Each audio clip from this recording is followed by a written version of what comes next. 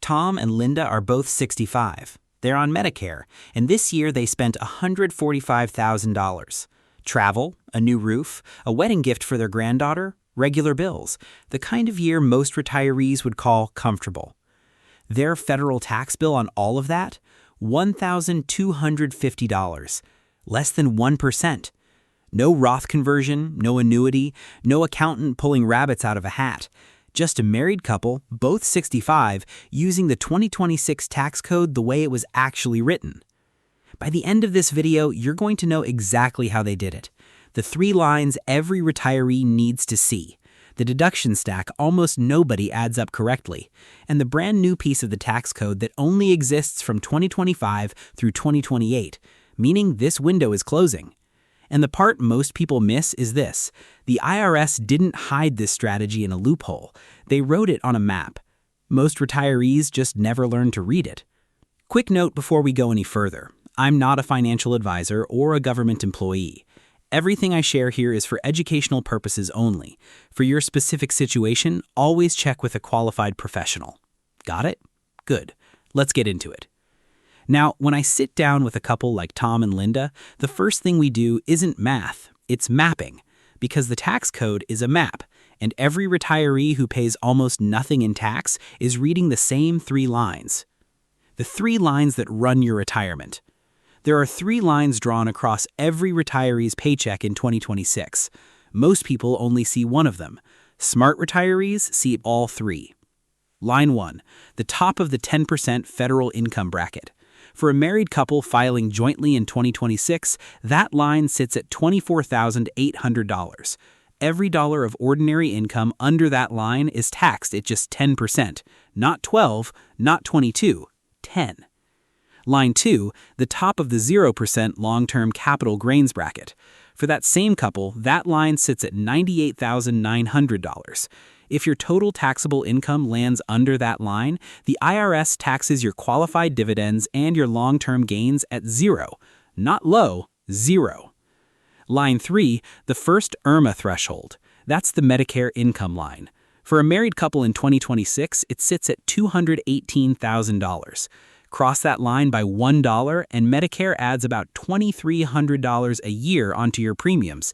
Not for you, for the 2 of you, combined, from $1 of extra income. 3 lines, 3 different brackets, all sitting on top of each other. Most retirees focus on one line and ignore the other 2. They watch the income bracket and forget the capital gains bracket, or they watch both of those and accidentally cross IRMA. That's how a couple making the exact same $145,000 of income ends up paying $10,000 more in federal tax than they had to. Think of it like a 3-lane highway. Drift one lane and your gains stop being free. Drift the other and you trigger a Medicare hike that follows you for an entire year. But if you stay inside all 3 lines at once, the IRS basically lets you drive for free. And here's the part that surprises people. Whether you've got $500,000 in your accounts or $5 million, the same 3 lines apply. The numbers just scale. But knowing the lines is only half the map. The other half is a stack of deductions that almost no retiree is claiming in full. And one piece of that stack is brand new for 2026. The $47,500 deduction stack. Most retirees think about the standard deduction as one number. It isn't. For a couple like Tom and Linda, both 65, the 2026 standard deduction is a stack of 3 pieces. Piece 1, the regular standard deduction for a married couple filing jointly in 2026 is $32,200. That's the part most people know. Piece 2, when you turn 65, the IRS quietly adds an extra $1,650 to your deduction. Each spouse gets it, so for Tom and Linda, that adds another $3,300 on top. So before we've done anything strategic, we're already at $35,500 of deductions. Piece 3, and this is the one almost nobody is using yet. It's brand new. It came out of the One Big Beautiful Bill Act signed in July of 2025. It's called the senior deduction, and from 2025 through 2028, each spouse age 65 or older can take an additional $6,000. For Tom and Linda, that's another $12,000. Now add it all up, 32,200 plus 3,300 plus 12,000. That's $47,500 of tax-free oxygen before they do a single strategic thing with their portfolio. Here's the catch. The senior deduction starts phasing out at $150,000 of modified income for a married couple. Tom and Linda spent $145,000 this year. They land $5,000 under the phase-out line. That isn't an accident. That's the planning. And here's the part that should make every retiree watching this stop and re-watch this section. That $12,000 piece, the brand new senior deduction, it expires on December 31st, 2028, unless Congress extends it. Your stack drops back down to $35,550 the year after that. So we're inside a 4-year window where the math is the best it's ever going to be. Here's the myth. The standard deduction is one fixed number. Here's the truth. For a 65-plus couple in 2026, it's 3 pieces stacked on top of each other, and most tax software won't even ask you the right question to give you all 3. Now, no need to memorize these numbers. I put together a free guide with the 2026 brackets, the deduction stack, and the IRMA lines all in one place. It's linked in the description below. So how did Tom and Linda actually spend $145,000 and only owe $1,250 to the IRS? Let me show you the paycheck. Building the tax-free paycheck. Tom and Linda need about $145,000 this year to live the life they want. No Social Security yet. They're delaying that to 70, and that's deliberate. We'll come back to why. No pension, so every dollar has to come out of their accounts. Now, most retirees in that position would pull the whole thing out of an IRA, pay ordinary tax on every dollar, probably set aside another $11,000 or $10,000 for the IRS. Tom and Linda are doing it differently. Here's where the $145,000 actually comes from. $60,000 from interest in their brokerage account, $10,000 from qualified dividends, $75,000 from selling shares they've held for years that have grown into long-term capital gains. Added up, $145,000 of income. Now, run it through the deduction stack. The $60,000 of interest is ordinary income. Subtract the $47,500 deduction stack. That leaves $12,500 of taxable ordinary income. Tax on that, at 10%, is $1,250. Now, the gains. The qualified dividends and the long-term capital gains, $85,000 total. They stack on top of the ordinary income. So total taxable income lands at $97,500. The top of the 0% capital gains bracket for a married couple in 2026 is $98,900. Tom and Linda land at $97,500. That's $1,400 under the line. Every dollar of those gains, $85,000 of them, is taxed at 0. So on $145,000 of income, the entire federal tax bill is $1,250, less than 1%. That's not a loophole. That's not a workaround. That's the tax code used in the right sequence by a couple who knows where the lines are. Now, before I show you the 3 biases that block most retirees from doing this, do me a favor. Drop a comment right now and tell me, are you mostly in a brokerage account, mostly in an IRA, or somewhere in between? I read every single comment. That one piece of information changes which strategy actually fits your situation, and I want to know where you're starting from. Now, here's the part that should sting a little. If Tom and Linda had pulled the same $145,000, same lifestyle, same year, same couple, but pulled it all from an IRA instead of their brokerage, here's what would have happened. Every dollar becomes ordinary income. They still get the same $47,500 deduction stack, but that $97,500 of taxable income now falls inside the 10 and 12% ordinary brackets. The federal tax bill jumps to about $11,000. Same income, same household, same lifestyle, almost 10 times the tax bill. That's the cost of pulling the cheapest dollar last and the most expensive dollar first. So if this works this well, why isn't every retiree doing it? There are 3 reasons, and the third one quietly costs people their entire flexibility for the rest of their lives. The 3 biases that block this strategy. The first bias is the most common one. Most retirees are afraid to realize capital gains. It feels like a tax bill. It looks like a tax bill. But realized gains can be the cheapest dollar you ever pull out in retirement.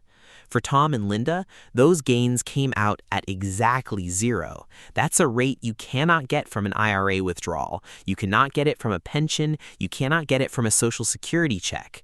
The 0% bracket is the only place in the tax code where you can sell appreciated stock and the IRS takes nothing.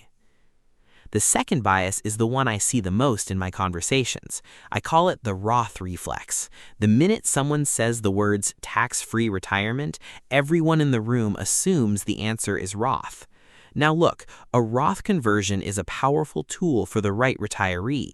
If you've got a $1 million or $2 million IRA staring down the barrel of RMDs at age 73, if you expect your future tax bracket to be higher than your current one, if you've got heirs in high brackets and you're planning a legacy, Roth conversions can be the right call. But Tom and Linda don't have a giant IRA. They don't have RMDs coming that will blow them out of their bracket. Most of their money is already sitting in a brokerage account. So when we modeled a Roth conversion for them, the math came back the same every time. Doing it would mean voluntarily creating ordinary income today, which would also crowd out their 0% capital gains room in exchange for a benefit they don't even need. Now, if you've got a $2 million IRA, your situation looks different. The math can flip. I made a video walking through exactly why, even with a $2 million IRA, there are times I still wouldn't convert to Roth, and I'll link it at the end of this one. The third bias is the one that hurts retirees the most. When somebody retires without a pension and without Social Security yet, an insurance agent will tell them they need an annuity to feel safe, to create that guaranteed paycheck. In 2024 alone, Americans bought $432 billion of annuities, a third record year in a row. But of that $432 billion, only $13.6 billion were single premium immediate annuities, the income flooring annuity that academics actually endorse for longevity protection. The rest is mostly commission-driven product, locked-up money, surrender charges, layered fees. For a very small number of retirees, an annuity actually does make sense. An SPIA, sized to cover essential expenses for someone with no pension and longevity in the family, that can be a real tool. But for Tom and Linda, the system we build does the opposite of an annuity. They keep the money. They keep the flexibility. They keep the option to change their mind next year if life looks different. And the paycheck still shows up every month from a portfolio they can actually control. Here's the line I want you to remember from this whole video. The IRS didn't hide this in a loophole. They wrote it on a map. Most retirees just never learned to read it. There's one more thing about this strategy people get nervous about, and honestly, they shouldn't. The window, the heirs, and what's next.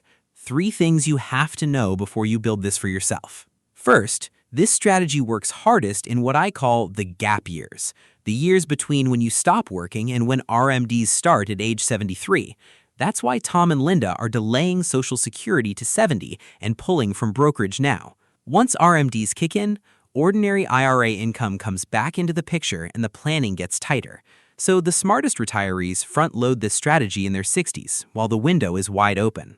Second, the 2028 cliff. That $12,000 senior deduction we talked about, it expires December 31st, 2028. Unless Congress extends it, your stack drops back to about $35,500. That's still a real deduction, but $12,000 less tax-free oxygen.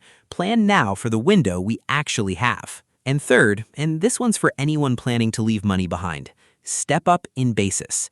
When you pass appreciated stock to your heirs, the IRS resets the cost basis to the value at death. All those decades of unrealized gains, gone, tax-free forever, for your kids. So if you've got ultra-low basis lots from a stock you bought 30 years ago, you might want to leave those alone. Harvest your higher basis gains at the 0% rate. Let the lowest basis lots ride for the step-up. Same strategy, smarter sequencing. And one quick caveat. Everything I just walked through is federal tax. State tax varies a lot. California taxes capital gains like ordinary income. Florida and Texas don't tax them at all. And only qualified dividends, the kind you get from quality dividend ETFs and US-based companies you've held more than 60 days, qualify for the 0% rate. Covered call ETFs and REIT dividends are ordinary income, so portfolio construction matters here. The wrong dividend in a taxable account turns this whole strategy into something different. So let's bring it home.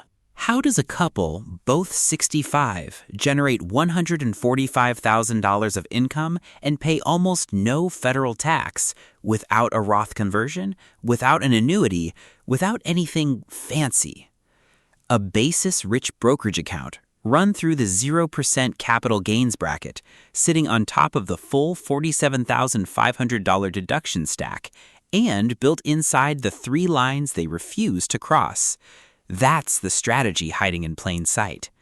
For Tom and Linda, that's the difference between a retirement they manage carefully and a retirement they can actually enjoy. If someone in your life is over 60 and they're about to sign paperwork to convert an IRA to Roth, share this video with them before they pull the trigger.